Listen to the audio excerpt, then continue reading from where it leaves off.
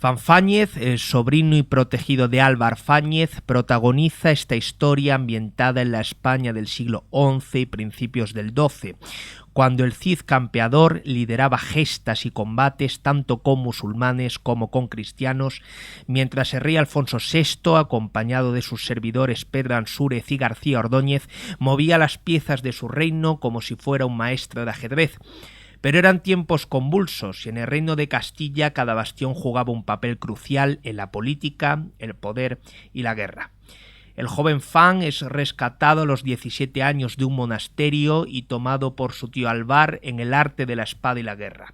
Junto a él cabalgará defendiendo la frontera del Tajo y del Henares desde Zorita por Guadalajara hasta la ciudad de Toledo frente a los sucesivos intentos de los andalusíes. Luchará junto al de Vivar, forjará su amistad con Alvar, con el pardo Pedro Gómez y el sarraceno Mufasa, y descubriremos también su pasión por la judía Jezabel. La tierra de Álvar Fáñez, publicada en Almuzara, la última novela del periodista y escritor Antonio Pérez Henares. Buenas tardes, Antonio, y muchas gracias por visitarnos en Periodista Digital. Bueno, muchas gracias a vosotros. Sabéis que esta es mi casa desde hace muchos años. Tengo aquí el blog, no sé, desde casi cuando era joven. La verdad es que encantado de estar aquí. Me figuro que la labor de documentación, porque la novela está documentadísima, habrá sido una tarea ingente y casi de titanes, ¿no? De muchos años. Tengo que le he dedicado la novela y de corazón a mi amigo el medievalista alcarreño Plácido Ballesteros, que a su vez con toda la documentación ha acabado, yo se lo indiqué, escribiéndole un libro de puramente historia, ¿no? Al final de la novela hay un apéndice que creo que es muy interesante para situar al personaje.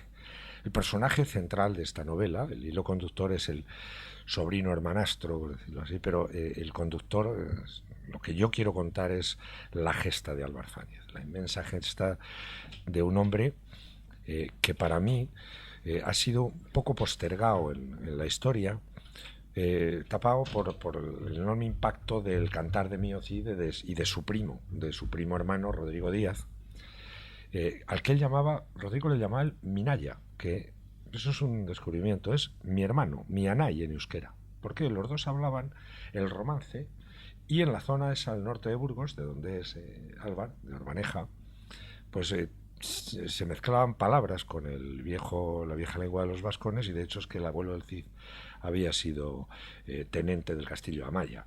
Entonces, el cariño que se tenían era enorme, estuvieron juntos. Es posible incluso que Álvar no fuera con él al destierro, pero la algara esa por Guadalajara, tan famosa en el cantar, desde luego la habían hecho. O sea, que habían hecho algunas juntas es indudable, habían combatido desde jóvenes juntos y fueron nombrados caballeros por el rey Fernando, el padre de Alfonso VI y de Sancho II en Zamora, en Santiago de los Caballeros. Eso está datado. Álvar Fáñez es un personaje imprescindible en la historia de España y el verdadero héroe que logró defender la frontera del Tajo contra el contraataque brutal y terrible de los almorávides, los Al-Qaeda de entonces. El libro, en ese sentido, reivindica la figura de Álvar Fáñez. Has comentado en algún sitio que Menéndez Pidal fue injusto históricamente por postergar a este personaje, y también la figura de rey Alfonso VI, sí, ¿no? Sí, sin duda. Pero hay una cosa, y desde luego no me dejaría Rodrigo que yo menospreciara a Álvar, ni Álvar que menospreciara a Rodrigo. Menudos eran. Pero he de decirte que este libro que reivindica a Álvar en ningún momento lo hace pretendiendo desacreditar a Rodrigo, ni mucho menos. Pero sí que hay un personaje que también ha centrado mi interés, que es el rey Alfonso, que es muy... porque en el cantar Rodrigo es tratado maravillosamente bien. Igualmente Álvar Fáñez. ¿Por qué? Porque los dos personajes eran tremendamente queridos en Castilla, porque eran dos auténticos héroes. Para enaltecer al Cid poniendo a Álvar Fáñez, a Minaya, como su brazo derecho, su alter ego, es maravilloso. Pero no es así. Tuvieron facetas diferentes. Y más trascendental, a mi juicio, el propio Álvar, que toma con el rey Alfonso toda esa frontera del Tajo y logra mantenerla a durísimas penas, sufriendo derrotas tremendas. Pero cuando muere el Cid se pierde Valencia, y sin embargo Álvar logra aguantar Toledo, Guadalajara y Zorita.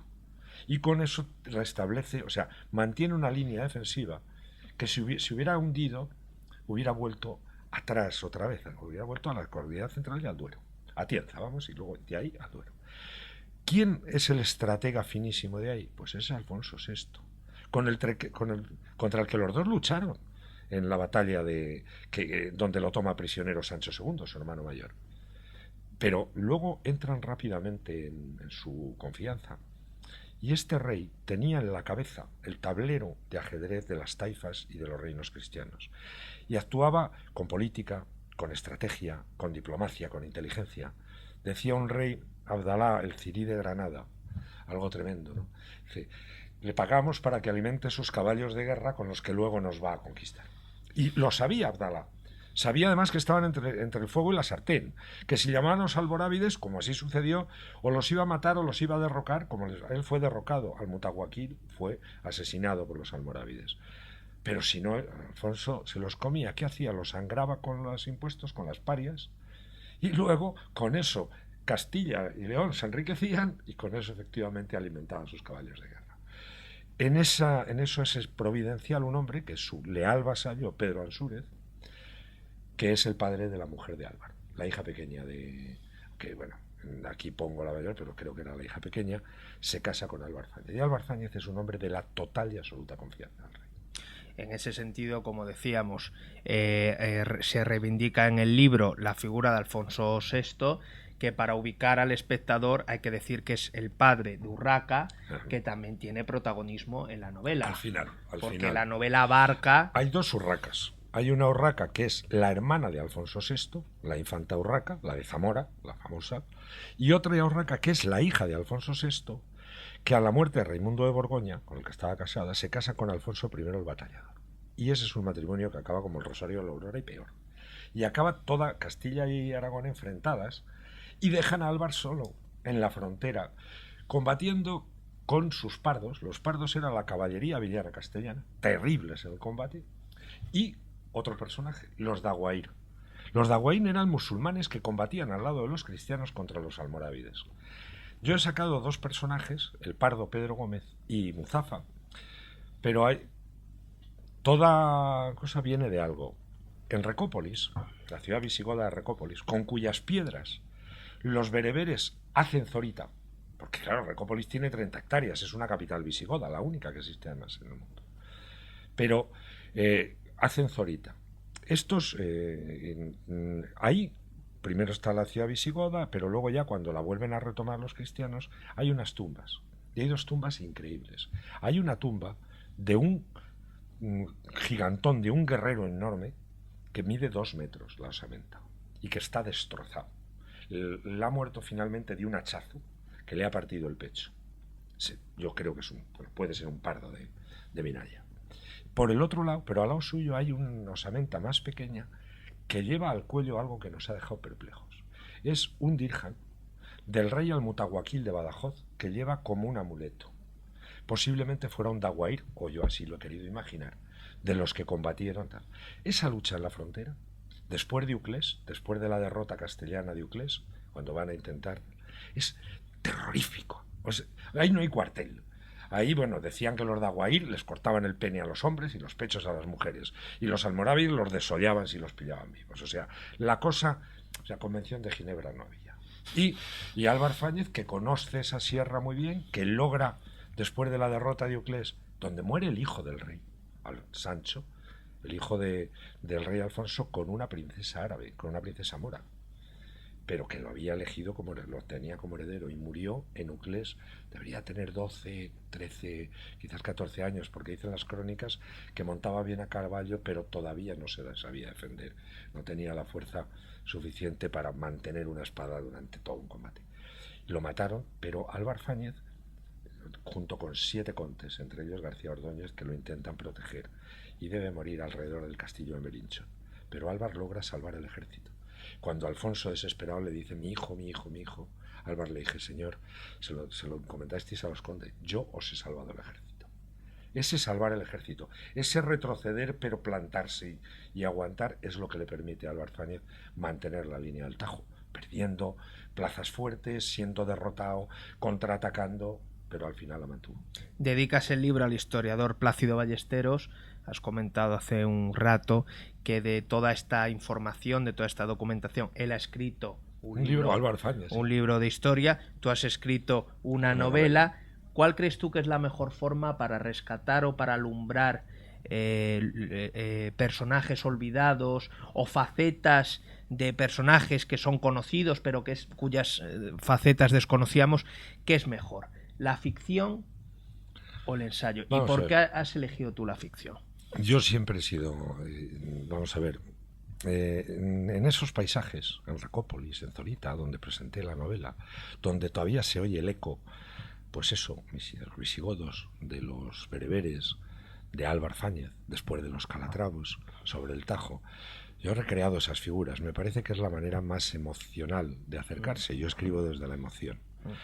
Creo que primero hay que leer la novela y luego viene muy bien tanto el apéndice de Plácido aquí como leer eso y ver hasta qué punto esos personajes tienen también una dimensión histórica, porque lo que él ha descubierto esencialmente es que, claro, la importancia de Álvar Fáñez fue tremenda en la época, y en las crónicas tanto cristianas como musulmanas así lo demuestra.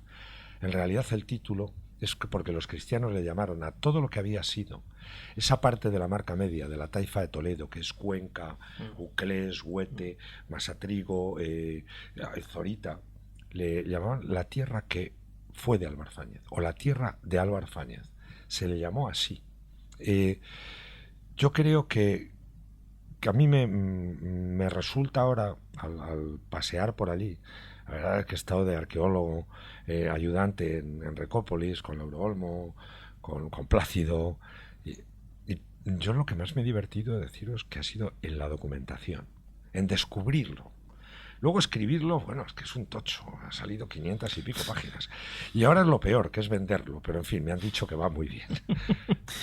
Entonces, ¿tú piensas que para emocionar al lector es más fácil o se logra...? Hombre. Además, por ejemplo, está La judía esa, que es maravillosa. Sí, eso es verdad. Pero fíjate, siempre hay una cosa, efectivamente, en Zorita hubo una aljama judía que está en una situación de privilegio, está arriba, pegada a la Alcazaba, por encima ya de las 6 calles del pueblo. Cuidado, Zorita llegó a tener 6.000 habitantes cuando Madrid tenía 1.200, ¿eh?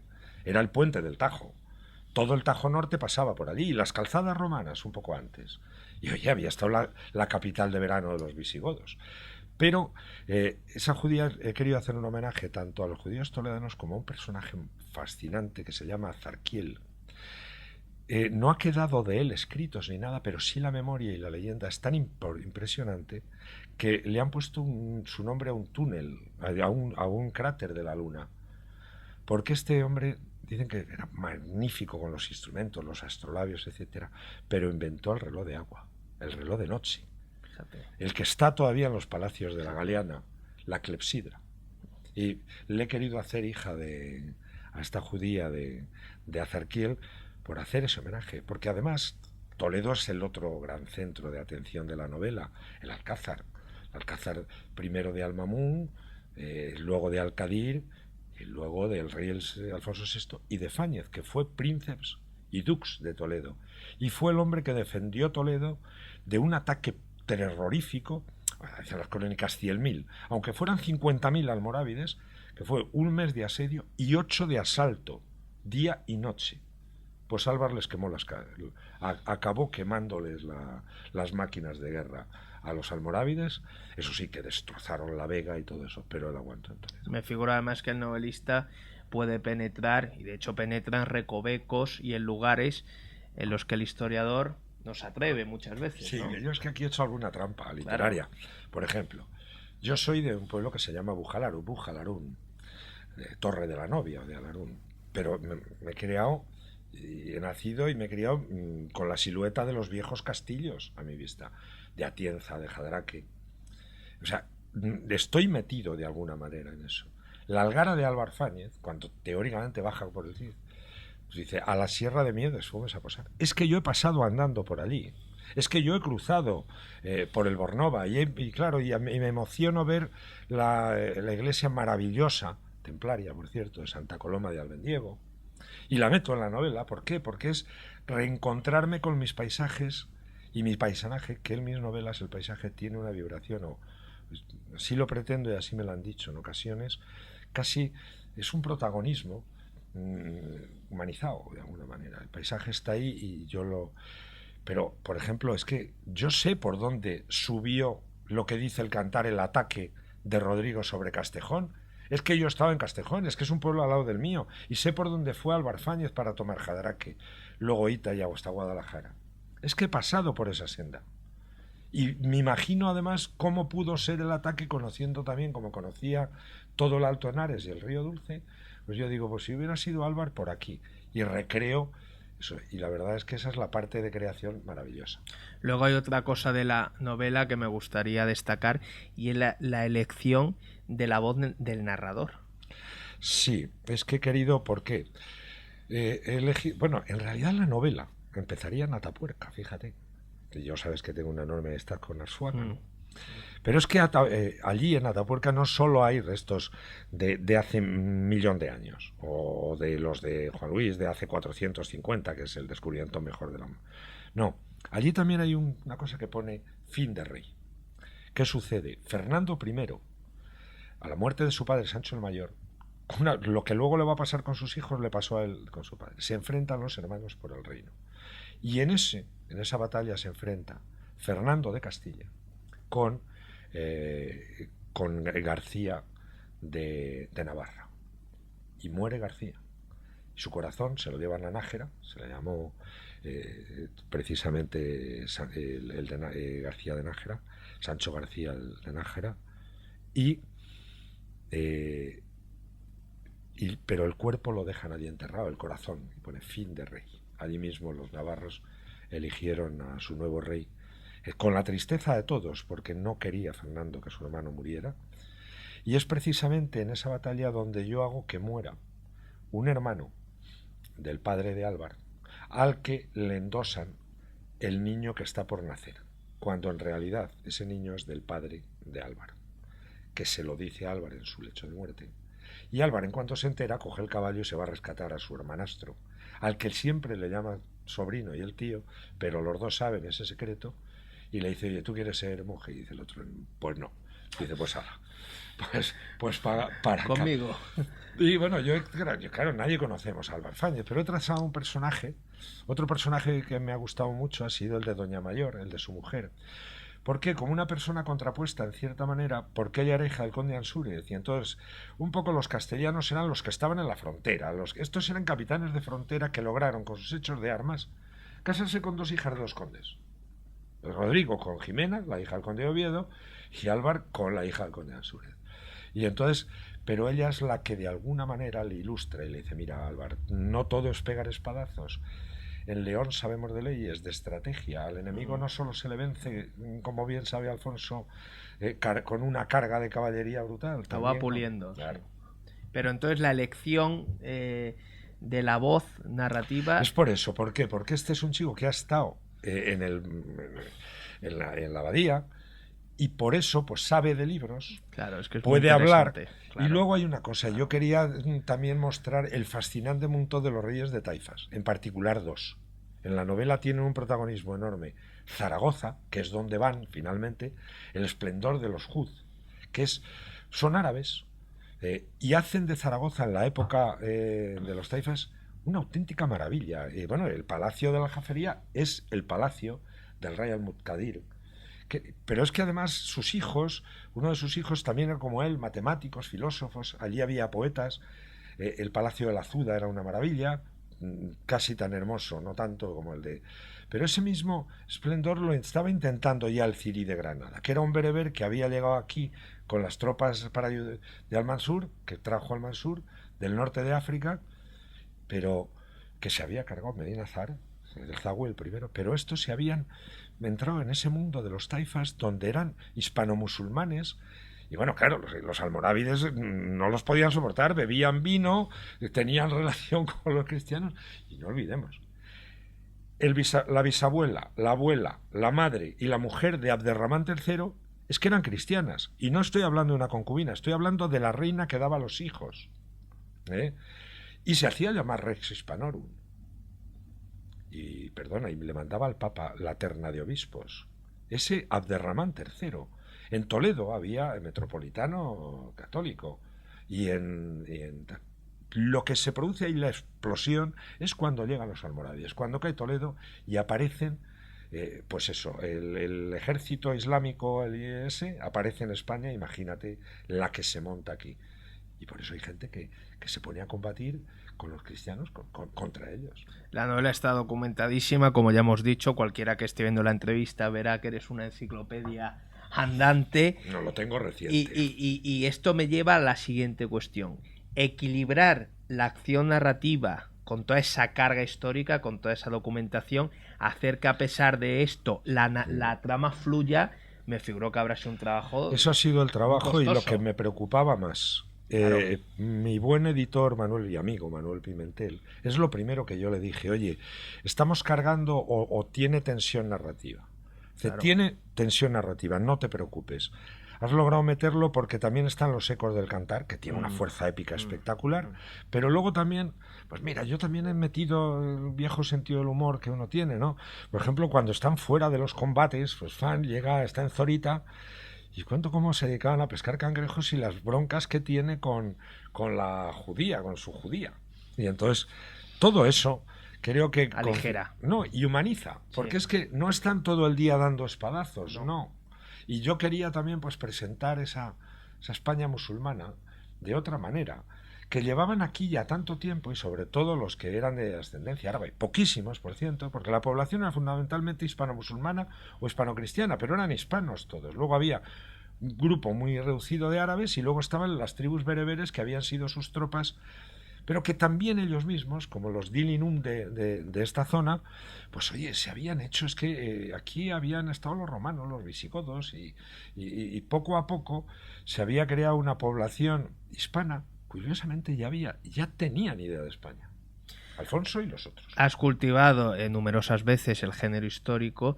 ¿Eres lector de novelas históricas? Y esta pregunta... Sí, lo soy. Sí lo soy, pero me gustan las novelas históricas de verdad, me explico. Yo he leído mucha novela histórica desde joven. Ivanhoe, o Ivanhoe, que dicen ahora. Yo Ivanhoe de Scott. Sí. ¿Qué sucede? Es lo que yo intento. La base histórica ahí está. Y eso es importante que esté. Esa base histórica. Yo me he documentado todo lo que he podido en ropas, en cómo podía ser el vestido de una novia. Mira, por ejemplo, no se utiliza el blanco. No, el vestido blanco es de ahora. Era el azul normalmente. O colores vivos. De todo eso sí, pero luego ahí creas unos personajes de ficción que son los que te permiten transitar por ahí. Claro que está Rodrigo y está muy documentado, y cuando la lía con los catalanes y las cartas que se pasan. Por cierto, una cosa que muy poca gente sabe: la hija del Cid, que no se llamaba ni Sol ni Elvira, ni estuvieron nunca casada con los infantes de Carrión, Cid tuvo 3 hijos. Uno, Diego, que muere combatiendo al lado del rey Alfonso contra los almorávides, jovencísimo, 21 años. Para Rodrigo eso tuvo que ser terrible, demoledor, perder a su heredero, para un guerrero como él, en la batalla de Consuegra. Y las 2 hijas, una se casa con un infante de Navarra y va a dar origen, y por eso Felipe VI puede decir que algo de sangre tiene, en ese sentido, pero la otra se casa con Ramón Berenguer III, conde de Barcelona. Así que los señores separatistas catalanes que sepan que la condesa de Barcelona era una hija de Rodrigo Díaz. La película de Charlton Heston y Sofía Loren ha hecho muchísimo daño. Bueno, pero a mí me gusta, vamos a ver. A mí también me hace gracia que esté... Perdona, ¿qué es lo que hace ahí? Es que Anthony Mann lo que hace es un western. Sí, totalmente. Claro, es un western. Totalmente. Está bien, hombre. Pues es que te preguntaba lo de si eras lector de novelas históricas porque te sorprendería la cantidad de escritores de novela histórica o de novela negra que me confiesan que ellos habitualmente no leen novelas del género que ellos cultivan. Sí, ¿no? A mí me gusta muchísimo el Maculo, que es la de Roma. Sí, la saga esa es maravillosa. Larguísima. Yo leo los 2 primeros y son excelentes. A mí me encanta. Son 8 o 7 u 8 sí, tomos, ¿no? me los he leído todos. Sí. Ahora en España me gusta mucho Posteguillo. Posteguillo tiene mucho éxito, sí. No, es que además... Santiago Posteguillo es de los que... Y luego es que a mí me gusta mucho Arturo Pérez Reverte. O sea, a mí Arturo es que... Primero somos amigos desde que estábamos los dos juntos en el diario Pueblo, cuando yo tenía 18 y él 21 o 20, una cosa así. Éramos 2 chavales. El que iba para novelista era yo, fíjate. Y entonces, a mí me gusta mucho. Él lo hace fenomenalmente bien. A mí las recreaciones, sobre todo, me encanta cuando mete a Quevedo por ahí. Quevedo es uno de mis personajes y autores favoritos. Hablas de la saga de Ala Triste. Sí, pero hablo también de otras. La Tabla de Flandes, La Tabla de por ejemplo, Flandes, incluso una de sus grandísimas novelas. La Reina del Sur está sí. muy bien. Sí, pero ahí siempre le digo, pero Arturo, ¿por qué matas siempre a la que más me gusta? Hombre, 20 páginas antes. Déjala, ya lo sé que es mala, pero a mí siempre me han gustado las malas. Y ahora te voy a hacer una pregunta que le hago a todo el mundo que pasa por aquí, porque aquí cada uno me dice una cosa, cada uno tenéis una receta. ¿Qué es para ti la novela histórica? Es eso, son unos personajes de ficción en un escenario y en un paisaje que es histórico. Pero eso mismo hice con mis novelas prehistóricas, que ahí sí que tenía que inventármelo todo, pero no todo. Nublares o El hijo de la garza o El último cazador o La mirada del lobo están todo lo documentados que he podido con lo poco que hay. Pero luego los personajes son de ficción. Por eso es una novela. Lo que no se puede decir es que una novela histórica es ponerle diálogos a un libro de historia, de estos de SM. Entonces, no, una novela histórica tiene que tener novela. Esto es ficción. Personajes que no existieron. Personajes que a ti te ayudan precisamente y que colocas sobre ese marco histórico donde sí hay personajes que son históricos. Pero, por ejemplo, una novela que refleje el mayo del 68 o la movida madrileña, los años 80, ¿eso para ti es una novela histórica? Pero eso todavía no. Eso todavía no. Vamos a ver, yo en esta he rejuvenecido mucho, porque ten por cuenta que desde la prehistoria he llegado a la Edad Media, o sea, estoy de un joven bárbaro. O sea, que tiene que pasar un tiempo. Creo que sí. Lo otro que no es haya, casi, por ejemplo, ningún. Casi es una vivencia, ¿no? Lo otro es casi una vivencia. ¿Con qué estás ahora? Pues estoy con una cosa que no sé si se podrá hasta publicar. Cuando acabé la novela, hace un año, me puse con una cosa ahí en esa cabaña de madera donde yo me refugio en medio de los montes de la Sierra de Altomira, viendo a la Bujeda, las torres de vigilancia minera, Buj es torre en árabe. Pues hay una cosa que he estado escribía retazos, etcétera, fundamentalmente con una idea: el sonido de la tierra. Porque vivimos tan rodeados de ruido, tan envueltos en el ruido, que al sonido de la tierra le llamamos silencio. Pero la tierra suena. Suena al amanecer, suena al anochecer, suena hasta la luna, suenan los animales, suenan las charcas, suena el viento. Esos sonidos de la tierra son los que yo he querido. Entonces, no es una novela, no sé qué es algo que está deslavazado, pero que me ha gustado muchísimo escribir. No sé, ya veremos el editor y yo, o mejor dicho el editor, si eso puede tener A mí me gustaría mucho publicarlo porque es algo cambiante y ya está. Y ahora tengo que empezar en un proyecto que más o menos tengo, pero ahora necesito un poco descansar porque esta novela ha sido un esfuerzo tremendo y para meterme con la siguiente algo tengo pensado, algo de Atienza tengo pensado, pero necesito tener en cuenta que esto, entre unas cosas y otras, me ha llevado 3 años. Fíjate, con esto que acabas de contarnos del silencio de la tierra, que me ha parecido muy bonito, he recordado un libro de Manuel Leguineche, La felicidad de la tierra. ¿Cómo no? Que es un libro hermosísimo. Es que me dio la idea eso. Vamos a ver, es que Manu y yo fuimos muy amigos. Y bueno, yo confesé en un artículo que nunca, fue mi mejor homenaje, nunca le gané al Mus. Sus últimos años en Brihuega, no nada lejos de donde, pero antes todavía más cerca de mi pueblo. Pues al final yo siento mucho no haber a lo mejor ido a verlo, pero es que sobre todo el último año me producía tanto dolor y ya él prácticamente al final pues ya estaba muy mal, pero mira, mi perro Lor, Manu y yo decíamos que estábamos emparentados por parte de perro, porque ganamos 2 al Mus, todavía estaban en el vientre de su madre, lo ganamos, y estábamos emparentados por parte de perro. Y esa obra de Manu es donde sale todo lo que conozco y todo lo que quiero, y algunos amigos además, pues me dio en cierto modo la idea de poder hacer esto. Lo mío es más de naturaleza, más de tierra, en él está más la persona. En esta obra mía apenas hay gente, hay mucha soledad. Pues con ese pequeño homenaje a Manu Leguineche nos despedimos. Antonio, ha sido un placer. El placer ha sido mío. La tierra de Álvar Fáñez, publicada en la editorial de Manuel Pimentel Almuzara. Muchas gracias y suerte. Pues eso, de ver si es verdad, porque vender un libro está siendo complicado. El libro es bellísimo, El continente es una maravilla. Yo creo que no me habían hecho nunca una portada. Está francamente bien editado, sí. Gracias.